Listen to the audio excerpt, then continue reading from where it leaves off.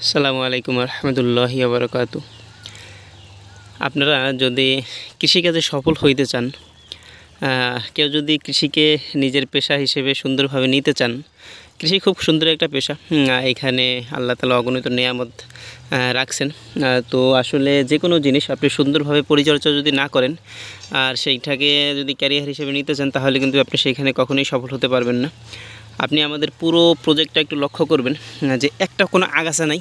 আমরা কিন্তু দেখেন যে গতকালকেও আমরা আগাছা পুরো সম্পূর্ণ জমির আগাছাগুলো নিড়াই দিছি ইনশাআল্লাহ। তো দেখতেছেন জমিটা কত সুন্দর ফ্রেশ, একেবারে নিচের সমস্ত ডালপালাগুলো কিন্তু কাটা হয়েছে।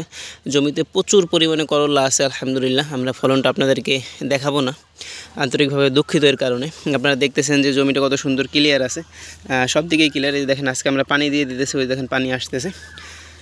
তো আলহামদুলিল্লাহ, আল্লাহ তাআলার শুকর যে আল্লাহ তাআলা এত সুন্দর ফলন দান করছে। আমরা ফলনের ব্যাপারটা আপনাদেরকে কিছুদিন পরে বলে দিব ইনশাআল্লাহ, যে কীরকম কী ফলন হয়েছে। আজকেও আমরা ফল হারভেস্ট করছি। হারভেস্ট করার পরে যে পানি দিতেছি, পানি দিয়ে সার দিব ইনশাআল্লাহ। তো সার দেওয়ার পরে তো কী কী সার দেয় সেটাও আপনাদেরকে বলবো ইনশাআল্লাহ। এই দেখেন অলরেডি পানি সারা হয়েছে। তো এই যে পানিগুলো পুরো জমিতে আজকে সুন্দরভাবে পানি দেওয়া হবে। দেওয়ার পরে দেখা গেছে আজকে সার দেওয়া হবে। তো যাই হোক, আপনারা আপনাদের জমিটাকে, মূল কথা হলো আপনাদের জমিটাকে সুন্দরভাবে পরিষ্কার রাখবেন, কোনো প্রকার আগাছা হইতে দিবেন না।